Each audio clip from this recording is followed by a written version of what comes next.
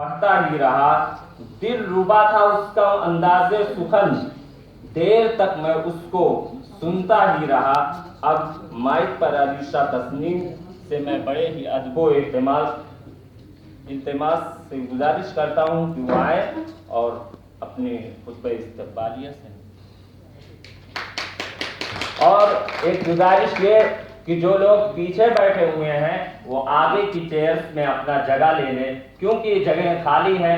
اچھا اور بھلا معلوم نہیں ہو رہا ہے، کیونکہ تہذیب و شائستگی کی یہ علامت ہے، اور ہمیں یہ معلوم ہے کہ آپ علم و ادب کے گہوارے میں بیٹھے ہوئے ہیں، تہذیب و تمدن آپ کے قدم کا بوسہ لیتی ہے، تو یہ بات آپ کو زیب نہیں دیتی ہے کہ آپ آگے کی نشستوں کو خالی کر کے پیچھے کی نشستوں میں بیٹھے ہوئے ہیں۔ اس لیے میں بڑے ہی ادب و احترام کے ساتھ ان ساتھیوں سے گزارش کرتا ہوں کہ وہ آ کے اگلی نشست میں جگہ دیں۔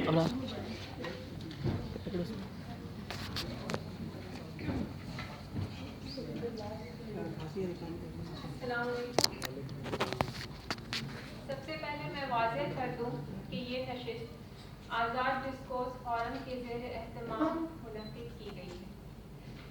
یہ forum Maulana Azad national Urdu university Hyderabad کے شعبہ اردو کے طلباء کے ذریعے بنایا گیا ایک پلیٹ فارم ہے، جہاں اردو طلباء اپنی ذہانت اور صلاحیتوں کا مظاہرہ مقالہ، مضمون، انشائیہ، شاعری وغیرہ کے ذریعے کرتے ہیں۔ مجھے خوشی ہے کہ طلباء نے یہ ایک اچھی پہل کی ہے۔ میں سمجھتی ہوں کہ اگر ایسی ادبی نشستیں مستقبل میں بھی ہوتی رہیں تو یہ اردو کے فروغ کے لیے عمومی اور اس یونیورسٹی کے طلباء کے لیے خصوصی طور پر سودمند ثابت ہوگی، کیونکہ اس سے طلباء کا ادبی معیار بھی بلند ہوگا، تحقیقی اور تنقیدی صلاحیتوں میں اضافہ بھی ہوگا، اور ان میں علمی نکات کو مؤثر انداز میں پیش کرنے کا طریقہ بھی آئے گا۔ اب میں صدر مجلس کی اجازت سے اس موقع پر تشریف لائے تمام ادباء، مصنفین، ماہرین ادب اور مختلف اصناف سخن سے وابستہ موکل مہمانوں کا تہہ دل سے خیر مقدم کرتی ہوں۔ میں سب سے پہلے شعبہ اردو کے صدر محترم پروفیسر جناب ابوالکلام صاحب کا استقبال کرتی ہوں، جنہوں نے اپنی مشغولیات کے باوجود وقت فارغ کیا اور نشست میں شریک ہوئے۔ اس کے بعد ڈاکٹر فیروز عالم صاحب اور ڈاکٹر نکھت جہاں صاحبہ کا استقبال کرتی ہوں، جنہوں نے اس موقع پر اپنا قیمتی وقت دے کر اس نشست کی اہمیت کو اور دوبالا کیا۔ میں توقع کرتی ہوں کہ وہ اپنی علمی بصیرت سے ہم سب کو مستفید ہونے کا موقع بھی دیں گے۔ میں جناب ڈاکٹر شمس الہدیٰ دریابادی صاحب کا بھی خیر مقدم کرتی ہوں، جنہوں نے اس نشست میں شریک ہو کر ہماری ہمت افزائی کی۔ میں محترمہ ڈاکٹر مسرت جہاں صاحبہ کا خصوصی طور پر خیر مقدم کرتی ہوں، جنہوں نے اپنی مشغولیات کے باوجود یہاں اپنی حاضری سے ہمیں ممنون و مشکور کیا۔ یہ میرے پی ایچ ڈی کے مقالے کی گائیڈ بھی ہیں، اور اگر یہ نہ آتی تو مجھے بہت ملال ہوتا اور خلش باقی رہ جاتی۔ میں محترمہ ڈاکٹر بی بی رضا صاحبہ کا بھی استقبال کرتی ہوں، جنہوں نے اس نشست کے لیے اپنا قیمتی وقت فارغ کیا۔ میں پروفیسر نسیم الدین فرید صاحب کا بھی پرزور خیر مقدم کرتی ہوں، جنہوں نے اس محفل میں شریک ہو کر دکنی ادب کی نمائندگی کی۔ یہ ماہر دکنیات بھی ہیں اور ایک بہترین گائیڈ بھی۔ دکنی ادب کے سلسلے میں ان کے بہت سارے تحقیقی اور تنقیدی مضامین اب تک شائع ہو چکے ہیں۔ آخر میں ان تمام طلباء اور طالبات کو پرخلوص خوش آمدید کہتی ہوں، جنہوں نے اس نشست کی اہمیت کو سمجھا اور اس میں شریک ہوئے۔ اب میں تمام معزز مہمانوں اور طلباء اور طالبات سے مؤدبانہ گزارش کرتی ہوں کہ اس ادبی محفل کو کامیاب بنانے کے لیے آگے کے پروگرام میں اپنی توجہ دے کر टाउन फरमान। शुक्रिया।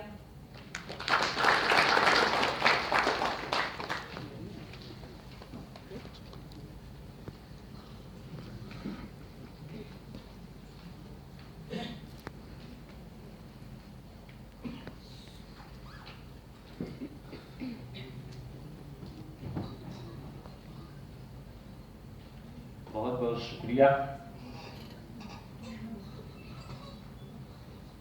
अब यहाँ से बाकायदा व बाज़ाब्ता पहले सेशन का आगाज हुआ चाहता है। पहला सेशन नसरी नशिस्त का है।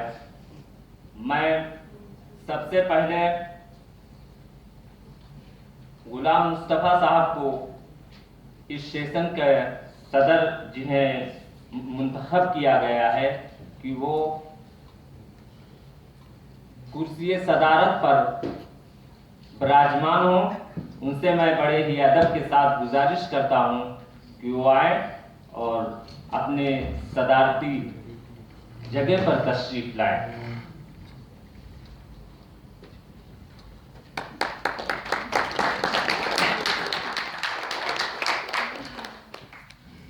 अब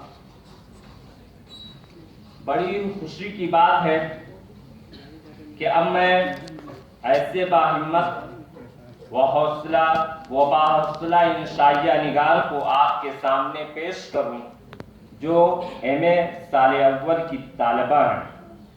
मुबारकबाद, आप काबिल फ़ख्र हैं हमारे असातिज़े किराम कि जिन्होंने तलबा के अंदर ऐसी लगन पैदा की कि हम महसूस होने जा रहे हैं। मेरी मुराद शाहीन अंसारी से है कि वो आए और अपना तख्लीकी इंशाइया पेश करें।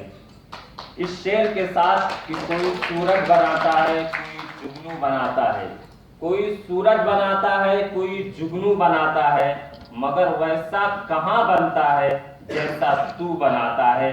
बेपनाह तालियों की गड़गड़ाहट के साथ आप शाहीन अंसारी का इस्तेमाल करें।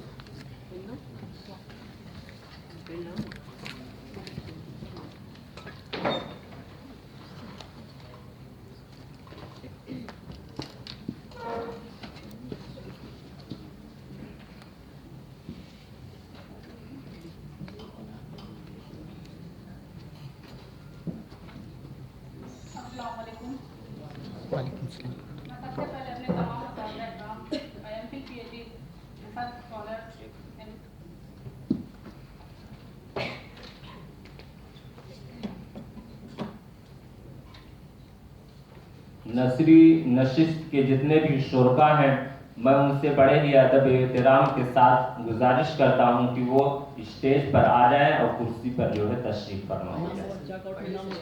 पहले सेशन के निसार अहमद, नेहाल अहमद और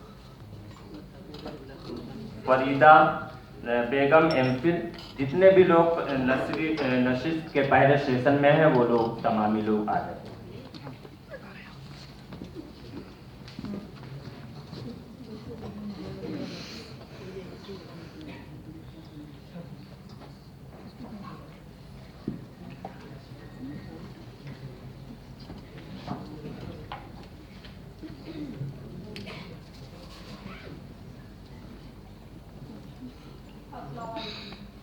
सबसे पहले मैं अपने तमाम असातिज़ा, MPhil, PhD research scholar, MA साल अव्वल और दो और उन तमाम लोगों का जो इस हाल में मौजूद हैं शुक्रिया अदा करना चाहती हूँ जिनकी कोशिशों से हमें आज़ादी को फोरम के जरिए अपनी छुपी हुई सलाहियतों को उजागर करने का सुनहरा मौका मिला। इसके लिए बहुत बहुत शुक्रिया। मैं एक शेर कोई ज़ब्त दे न जलाल दे मुझे सिर्फ इतना कमाल दे, कोई ज़ब्त दे न दलाल दे मुझे सिर्फ इतना कमाल दे, मुझे अपनी राह पे डाल दे कि ये ज़माना मेरी मिसाल दे। मेरे आयत का मौजू है उफ ये तारीख रात। तकरीबन रात का निصف हिस्सा गुजर चुका था। शहर पर एक खामोशी तारीख थी। मालूम की गड़गड़ाहट से एक हैबतनाक आवाज़ पैदा हो रही थी। जानदार अपने आशियाने में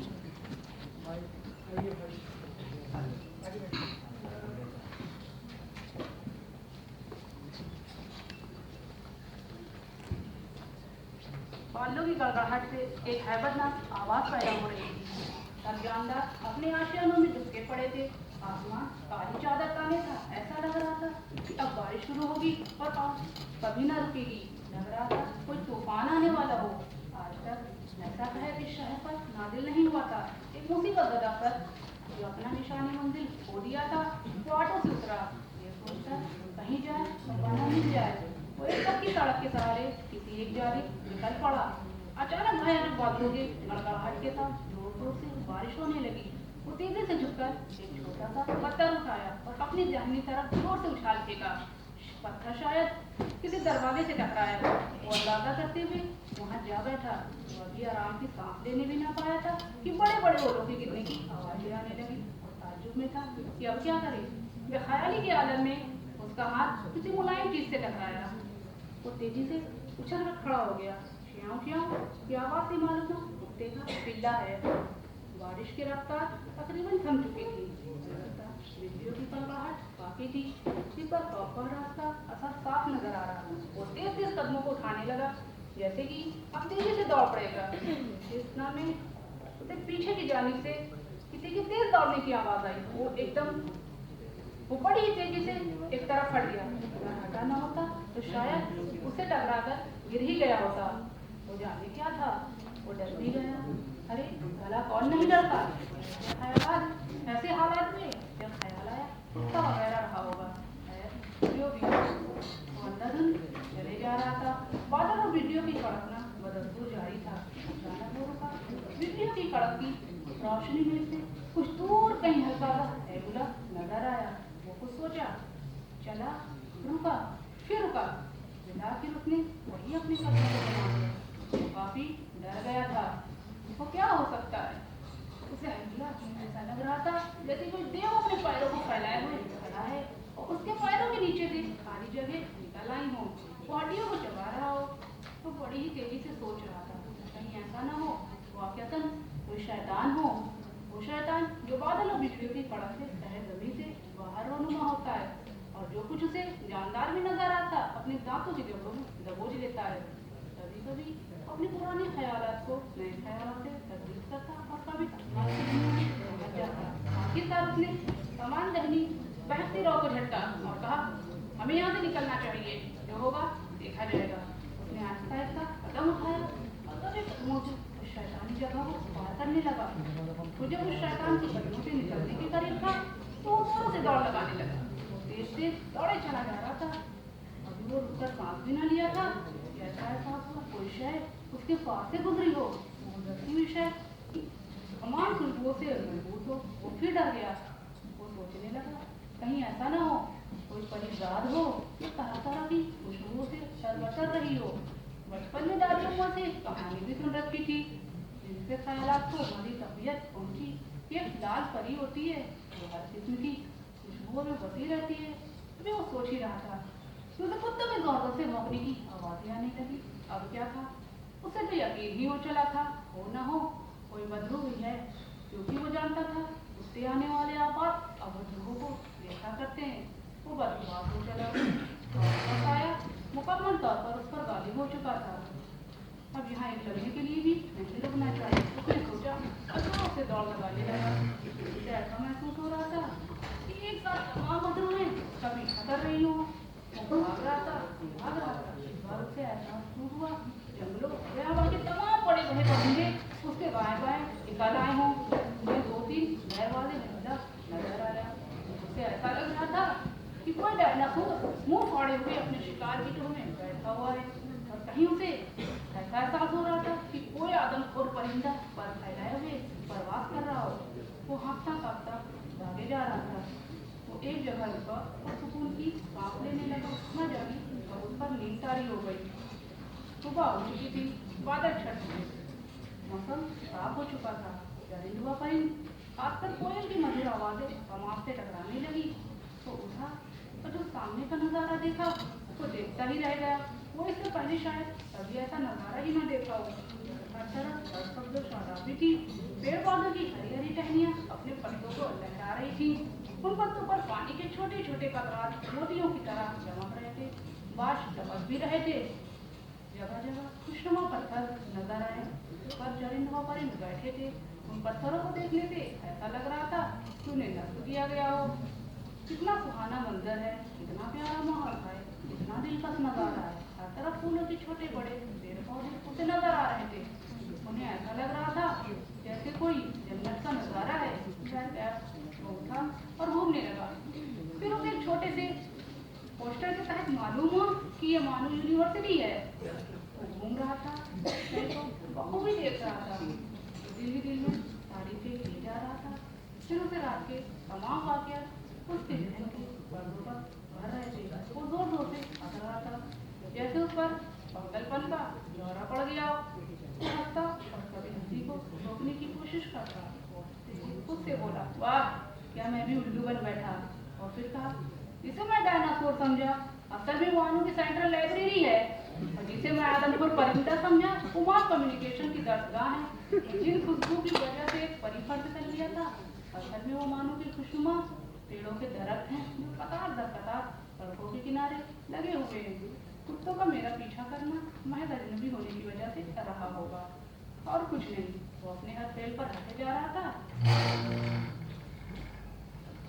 तकरीबन सुबह 8 बजे तक मानो के कैंपस की सैर करता रहा और फिर लोगों के शोरगुल को सुना और उसकी तरफ निकल पड़ा। एक नहीं, दो नहीं, यहाँ सैकड़ों की तादाद में स्टूडेंट एडमिन बिल्डिंग के सामने खड़े थे। उसके बाएं जानिब एक छोटा सा स्टेज नुमा तंबू बड़ा था। हर कोई स्टेज पर बारी बारी आता और कुछ मिनट तकरीर करके वापस चला जाता। एक सदा उसके कानों से टकराई, हम पुरअमन एहतिजाज कर रहे हैं, हमें खुशगवार और पुरअमन माहौल चाहिए। हमें हर वो सहूलियत चाहिए जिस पर हमारा हक है। हमें फैसले दरकार है, वो भी चाहिए। फिर वो अपना ध्यान सजाए वाले रस्ते हटाता। दो आपस में बात करने वाले आसपास की तरफ मुड़ा। एक कह रहा था, यहाँ की कैंटीन देखी है? दूसरे ने कहा, देखी नहीं मगर सुनी है, वहाँ बहुत कुछ मिलता है। पहले ने कहा, हाँ बस खा नहीं पाओगे। फिर एक ने कहा, यहाँ पर बहुत कुछ इतना अच्छा नहीं हो रहा था मगर रमा साहब से कुछ अच्छा है, उनकी वजह से यहाँ का निज़ाम बहुत हद तक सही हो चुका है। इसमें नाज़रीन आला डॉक्टर असलम परवेज और उनके कुछ चाहने वाले अहबाब हैं। उनमें से नुमाया तौर पर बाहैसियत उर्दू डिपार्टमेंट का नाम लिया जा सकता है। दूसरा सुनने वाला साथी बोला, अरे यार आहिस्ता बोलो, मार करवाओगे क्या? और दूसरे डिपार्टमेंट वाले भी मौजूद हैं। ओवट का वो मुसाफिर पहुंचा था, उन दोनों की बात सुनकर हंस पड़ा और फिर वहाँ से अपनी मंजिल की तरफ निकल पड़ा। वो चीज नजर आई जिसको रात के अंधेरे में जो समझ रहा था, दरअसल वो मानो का वाक़े इल्म था, जिसके किनारे नदियों का एक बड़ा सा टुकड़ा पड़ा था जिस पर चंद कुत्ते झपट रहे वादे रहे। उस आदमी का नाम कालिदास था।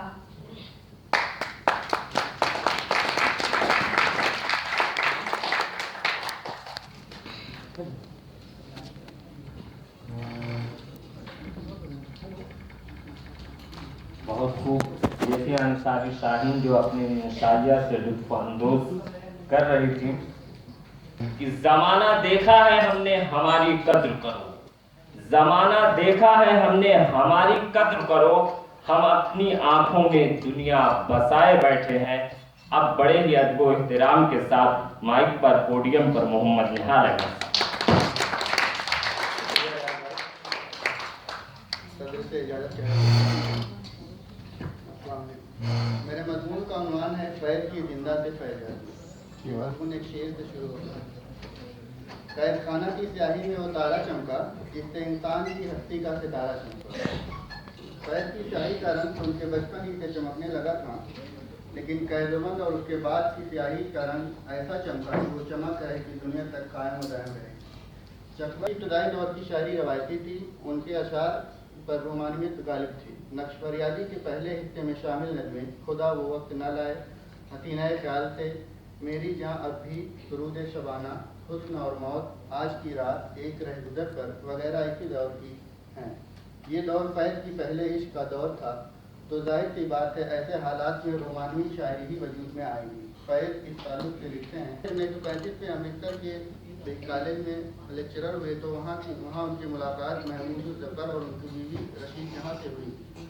रशीद जहाँ ने फैज़ को लंदन में तैयार किए गए तरक्की पसंद मुसन्निफ़ीन का मैनिफेस्टो दिया, जिसको पढ़कर उनके तजुर्बे में एक इनकलाब पैदा हुआ और उन्होंने अपनी मशहूर नज़्म मुझसे पहली सी मोहब्बत मेरे महबूब नामा लिखी। उस नज़्म से पहले फैज़ की शायरी पूरी तरह क्लासिकी और रूमानी थी। इस नज़्म में उनका एक नया लबो लहजा सामने आता है। उस दौर की शायरी में इख्तिलाफियत का बहुत दखल रहा और तरक्की पसंद तहरीक के असर अपनी नज़मों पर गज़लें कहते रहे। फैज़ की शायरी का सबसे अहम दौर कैद खानों का है। उस दौर के अहम नज़मों में ऐ दिल बेताब खैर, सियासी लीडर के नाम, सुबह आज़ादी, अगस्त 52, जिंदा की एक शाम, जिंदा की एक सुबह, जश्न का दिन, लौह करम वगैरह शामिल हैं। ये सारी नज़में फैज़ की कैद खाने में गुजारे गए दिनों को याद पर मबनी हैं। उन्होंने जेल में जो अज़ियत, मुसीबत, परेशानी बर्दाश्त की है, वो तजर्बात व मुशाहिदात उन नज़मों में कलम बन गए। फैज़ अहमद फैज़ को लियाकत अली खान की हुकूमत का तख्ता पलटने की साजिश में पहली बार 9 मार्च 1951 को गिरफ्तार किया गया। इस दौरान में उनको मुख्तलिफ कैद खानों नस्लन सरगोदा, लायलपुर, मोंटगोमरी, हैदराबाद और फिर लाहौर के जेलों में रखा गया। कुल मिलाकर फैज़ को 4 साल 1 माह 11 दिन जेल में गुजारने पड़े। आखिरकार 20 अप्रैल 1955 को उनको रिहाई मिली। उसके बाद जब पाकिस्तान की हुकूमत जनरल अयूब खान के हाथ आई तो उन्होंने फैज़ को दिसंबर 1958 में दोबारा गिरफ्तार करवा लिया। तकरीबन 5 महीने के बाद अप्रैल 1959 में रिहा कर दिया गया। इस कलील अरसे में फैज़ ने अपने 2 शेरी मजमूए, 2 नहीं बल्कि 2.5 शेरी मजमूए कैद खाने में रहकर लिखे, चूँकि दस्ते सबा और जिंदानामा के अलावा दस्त तहसन का ज़्यादातर हिस्सा कैद खाने में ही लिखा गया है। फैज़ की जिंदाई शायरी में एक तरफ उम्मीदों का नगमा सुनाई देता है तो दूसरी तरफ मायूसी और नाउमीदी नजर आती है। कैंदुबंद में शाम का वक्त उदासी और गमगुनी का होता तो सुबह का वक्त फैज़ के लिए आम इंसानी ज़िंदगी पर पुरुम्मीद और रोशन का होता था, क्योंकि सुबह के वक्त उनको अपने रफ़ीकों के चेहरे नज़र आते थे और कुछ देर के लिए कैद खाने की जहरीली करख्त आवाज़ें आना बंद हो जाती थी। यहाँ पर फैज़ की शख्सियत की बेहतरीन तफ़हीम के लिए उनकी तख्लीकी नस्ल का जायज़ा लेना राकिबुल हुरूफ ज़रूरी समझता है। फैज़ अहमद फैज़ का सबसे पहला शेरी मजमूआ नक्शफरियादी के उन्वान से 1941 में शाये हुआ। उसके बाद दूसरा शेरी मजमूआ दस्ते सबा 1952, तीसरा जिंदानामा 1956, चौथा दस्त तहसन 1965, पाँचवां सरे वादिय सीना 1971, छठा शाम शहर यारा 1978 और सातवां मेरे दिल मेरे मुसाफिर 1981 में शाये हुआ। इसके बाद उनकी कुल्लियात के कई नुस्खे शाये हुए। उस कुल्लियात के बाद इससे कलाम फैज़ के नाम से 1982 में छपे। उनका पूरा कलाम सारे सुमन हमारे के उन्वान से 1983 में लंदन से और नुस्खा है वफा के उन्वान से 1984 में पाकिस्तान से शाये हुआ।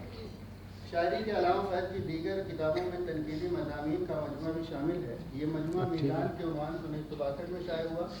उसके बाद जेल से लिखे गए एलिस फैज़ को अंग्रेज़ी ख़त का उर्दू तर्जुमा सलीबे मेरे दरीचे में के उन्वान से 1971 में शाये हुआ।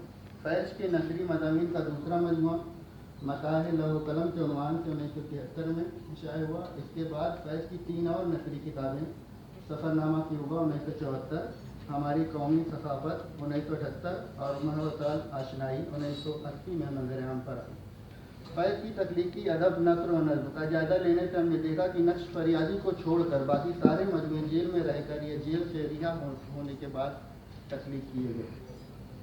फैज़ ने लिखा है कि कैद खाने में इंसान को फुर्सत ज़्यादा मैसर आती है, इसलिए वो अपनी तहरीरों की तलाश खराश पर ज़्यादा तवज्जो दे सकता है। अलावा आज जेल में फनकार के जहन पर एक ख़ास नौयत का बोझ होता है और उन दिनों सारी तवज्जो शेर पर मरकूज़ होती है। गोया नज़्म या गज़ल कहकर शायर उस जहनी बोझ से आज़ाद हो जाता है। कुछ ऐसी ही कैफियत फैज़ के साथ भी पेश आई और वो जेल खाने में मुतवातिर शायरी करते रहे।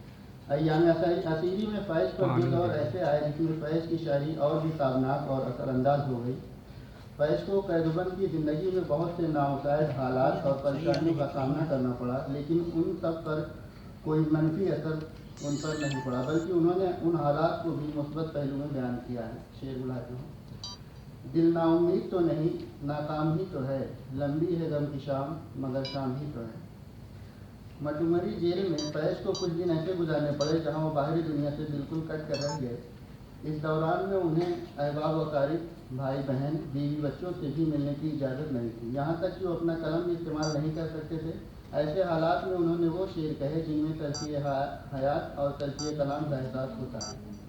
शेर, मताए लो कलम छिन गई तो क्या गम है कि खून दिल में डुबो ली है उंगलियां मैंने, ज़बां पे मुहर लगी है तो क्या की रख दी है, हर एक हल्के जंजीर पे ज़बां मैंने। कैद खाने में फैज़ को एक और बड़ा सदमा अपने भाई तुफैल अहमद की मौत का उठाना पड़ा। जब वो फैज़ से मिलने हैदराबाद आए तो अचानक उनकी मौत हो गई। भाई की मौत से फैज़ को बहुत बड़ा सदमा पहुंचा और वो अपने होश हवास खो बैठे। मिर्ज़ा इजहाक ने इस रुदात की कहानी रुदाद कफत में लिखी। तो इसकी दूसरी वजह उनके भाई की मौत थी। वो हैदराबाद उनसे मिलने आए थे और अपने एक रूहानी पेशवा की तरफ उनकी रिहाई की खुशखबरी लाए थे। अभी हैदराबाद में ही थे कि 18 जुलाई 1952 की सुबह को नमाज पढ़ते हुए इस दुनिया से रेलत कर गए। फैज़ साहब को इतना सदमा पहुंचा कि महीनों तक नीम मुर्दा हालत में रहे। एक दिन तो चारपाई से उतरते हुए बेहोश होकर फर्श पर गिर पड़े। फैज़ ने जेल की शायरी में जहां अपनी अजियत मुसीबत को कलमबंद किया है, वहीं वतन की मोहब्बत में भी अशार कहे हैं। उन्होंने या वजह अपने देश और उसके बासियों की खस्ताहाली, कौम की इज्जत, लोगों की मुफलिसी, जहालत, भूख और उनके गम को अपनी शायरी में पेश किया है। फैज़ की जिस शायरी को गैर मामूली शोहरत मिली, वो उन खानों में परवान चढ़ी जो अक्सर और बेशतर फैज़ का मस्कन बने रहे।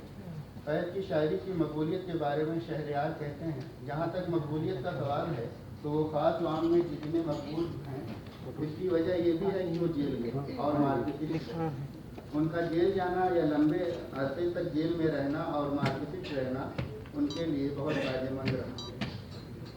इस मौका पर मजमून की इब्तिदा में दर्ज किया गया शेर एक बार फिर कोट करना चाहता हूँ, जो फैज़ की शख्सियत की पूरी तरह नुमाइंदगी करता है, लेकिन इस बार शेर में थोड़ी सी तरमीम की जाती। इस तरमीम के लिए मैं स्वर को परवाज कर गई शशबत की रूह से माजरत चाहता हूँ। कैद खाना की स्याही में वो तारा चमका जिससे इस फैज़ की हस्ती का सितारा चमका।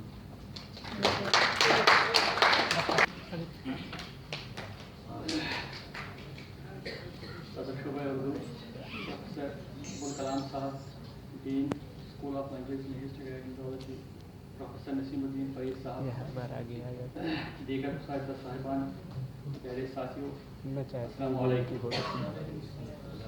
मैं Nisar Ahmad, PhD research scholar, आज अपना एक अफसाना अधूरा सफ़र आपके सामने पढ़ने जा रहा हूँ। लेकिन इससे पहले मैं प्रोफेसर कलाम साहब को प्रोफेसर बनने की मुबारकबाद पेश करता हूँ अपनी तरफ से फोरम की तरफ से, क्योंकि प्रोफेसर बनना कोई आम बात नहीं होती है। कहते हैं, मैं उनके खिदमत में एक शुक्ला पेश करने जा रहा हूँ। कहते हैं कि एक बाग में लैला और मजनू बैठे हुए थे कि लैला मजनू से कहने लगी, मैं तेरे प्यार में लुट गई, मैं तेरे प्यार में लुट गई, तबाह हो गई, बर्बाद हो गई। तो मजनू कहने लगा, अरे कमीनी, मैं कौन सा प्रोफेसर हो गया। मैं नसीमुद्दीन फरीद साहब को भी डीन बनने की दिली मुबारकबाद पेश करता हूँ। ये हमारी खुशनसीबी थी कि हमें नसीमुद्दीन फरीद साहब एक उस्ताद की सूरत में, फिर एचओडी की सूरत में और अब डीन की सूरत में मिले हैं। मैं जब भी नसीमुद्दीन फरीद साहब से मिलता हूँ तो गालिब का एक शेर याद आता है, जो एला ज़र्फ़ होते हैं हमेशा झुक के मिलते हैं, जो एला ज़र्फ़ होते हैं हमेशा झुक के मिलते हैं, सुराही सरनगू होकर बढ़ा करते हैं। बहुत अच्छे। आपका ज़्यादा वक्त लिए मैं अपना मज़मून को ये अफसाना पढ़ने जा रहा हूँ, उम्मीद है आप गौर से सुनेंगे। काउंसलिंग ख़त्म होती ही मैंने यूनिवर्सिटी से छुट्टी ली ताकि ईद घर वालों के साथ मना सकूँ। میں جب دلی سے جموں پہنچا تو فوراً سری نگر کے لیے ٹکٹ لی، کیونکہ میں اپنے بیوی بچوں اور ماں باپ کے پاس جتنا جلدی ہو سکے پہنچنا چاہتا تھا۔ ڈرائیور کو تیز چلنے کے لیے بار بار تاکید کر رہا تھا کہ تبھی ایک بورڈ کی طرف میری نظر پڑی جس پر یہ الفاظ بڑی خوبصورتی سے لکھے ملے، بیٹر لیٹ دین نیور۔ ان الفاظوں نے میرے وجود پہ مانو قبضہ کیا اور میں ان کی گہرائی میں ڈوب کر گہری سوچ میں پڑ گیا۔ جب اس خواب کی حالت سے ابھر گیا تو آسمان کی طبیعت خراب ہو چکی تھی۔ آسمان سے برف کے نام پہ مانو کپاس کے ڈھیر گر رہے تھے۔ ہماری گاڑی بڑی تیزی سے اب بھاگی چلی جا رہی تھی اور اسی دوران گاڑی نے مانو دم توڑ دیا اور یکایک ٹریفک جام ہو گئی۔ ہماری گاڑی کے آگے پیچھے چھوٹی بڑی گاڑیوں کی لمبی قطاریں لگ گئی۔ مسافر گاڑیوں سے اترنے لگے اور جائے پناہ ڈھونڈنے لگے، کیونکہ اب برف تھمنے کا نام نہیں لے رہی تھی۔ میں بھی باقی مسافروں کی طرح کوئی محفوظ جگہ تلاش کرنے لگا، لیکن کوئی امید نظر نہ آئی۔ سوچا کسی اور مسافر کے ہمراہ جاؤں، لیکن نہ جانے وہ اتنی بھیڑ مجھے اکیلے چھوڑ کر کہاں چلی گئی تھی۔ میں جیسے قیامت میں خدا کے سامنے اکیلا کھڑا تھا اور اپنے گناہوں کی معافی مانگ رہا تھا۔ اب برف لگ بھگ 3 فٹ کی موٹی چادر لگ رہی تھی اور اس میں چلنا اب قدرے مشکل بھی تھا۔ اسی پرتشویش حالت میں ایک بانور چہرہ جس پر ہلکی ہلکی سی سفید داڑھی نظر آ رہی تھی سامنے کھڑا ہو گیا، جیسے آسمان سے فرشتہ نازل ہوا ہو۔ وہ میری بے بسی کو تاک رہا تھا۔ میں اس کے سامنے مردے کی طرح کھڑا تھا اور اس کے ہونٹ تاک رہا تھا۔ آخرکار میری آزمائش ختم ہو گئی اور اس بزرگ کے لب کھل گئے۔ بابو، کیا ہمیں برف میں رہنے کا ارادہ ہے؟ میں نے فوراً بیشتر جواب دیا، نہیں نہیں، ایسا تو نہیں ہے۔ وہ مسکرائے اور بولے، چلو میرے ساتھ، میں تمہیں اپنی کشیا کا مہمان بنا لوں۔ اس وقت میرے لیے وہ سب سے بڑی خوشخبری تھی اور میں بے تکلف اس کے پیچھے روانہ ہوا۔ 1-2 پست چوٹیاں طے کی اور بزرگ کی یک منزلہ کچا مکان نظر آیا جو بزرگ نے مجھے ہاتھ کے اشارے سے دکھایا۔ وہ دیکھو میرا غریب خانہ، آپ کے شہر میں تو اس سے بڑے غسل خانے ہوتے ہیں۔ میرے لیے وہ اس وقت تاج محل سے بھی عظیم تھا، لیکن میں نے جواب میں کچھ نہیں کہا۔ اب بزرگ آگے مکان میں داخل ہوا، پر میں باہر ہی رکا رہا۔ وہ مڑ کے جلد ہی باہر نکلے اور مجھ سے مخاطب ہوئے، باہر کیوں رکے ہو بھائی، اندر آ جاؤ نا۔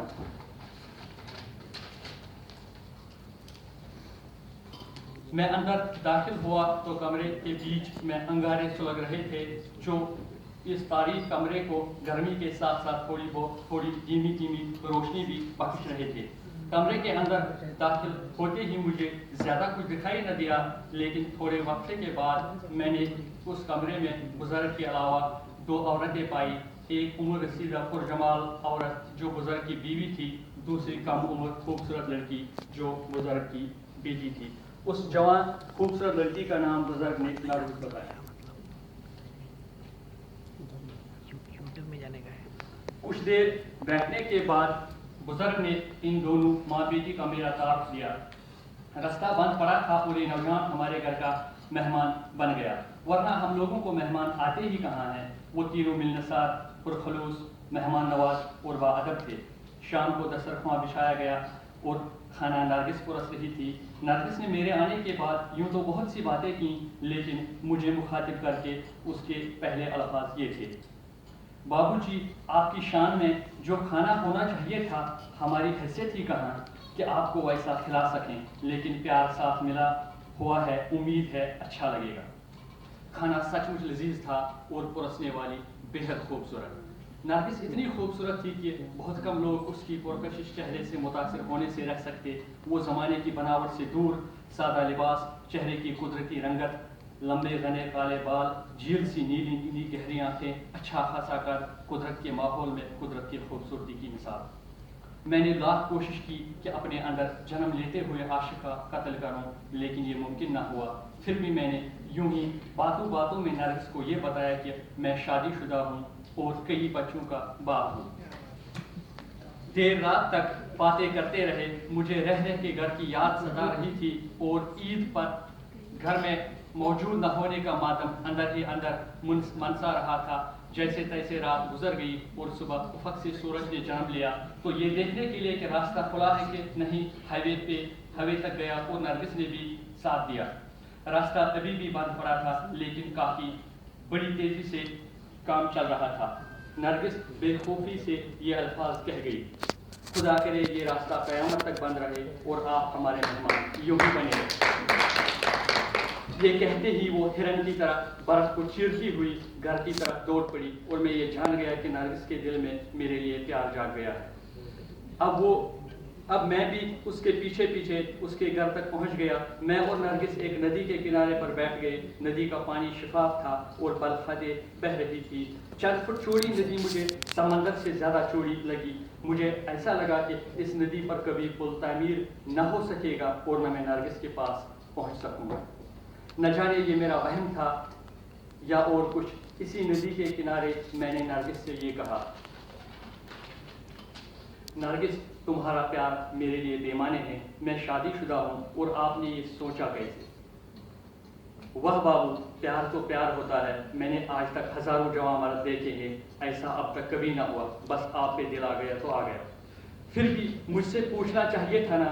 واہ، کیا خدا سے کوئی پیار پوچھ کے کرتا ہے؟ کرتا ہے تو بس کرتا ہے. بابو ایک بات یاد رکھو، ہر عید کو مجھے زندگی پر ملتے رہنا. باقی سال میں آپ کی یاد میں خوشی خوشی کاٹ لیا کروں گی.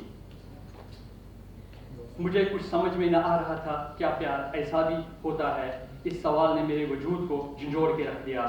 اب دوسری رات بھی کٹ گئی اور راستے پر گاڑیوں کی چلنے کی آواز سنائی دی. میں نے اپنا بیگ اٹھایا اور بزرگ اور ماں سے اجازت لے کر رخصت ہوا. نرگس کا آس پاس کوئی پتہ نہ تھا.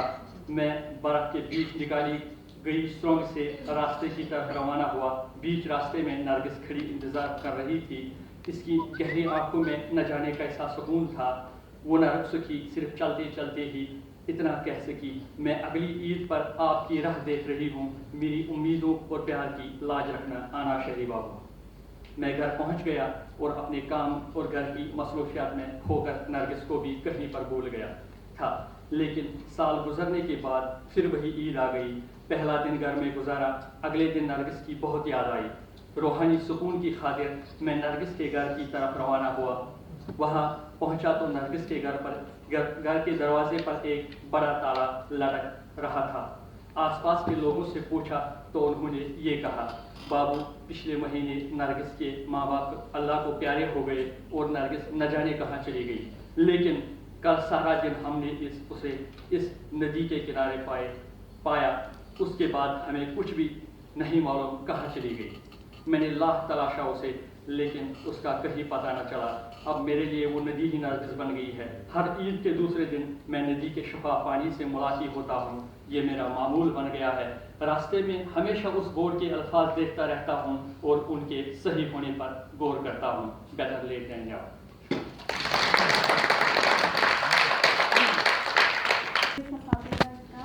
اور پیارے ساتھی، السلام علیکم. میرے انشاءی کا موضوع ہے: ہم ان کو نہ بھول پائیں گے.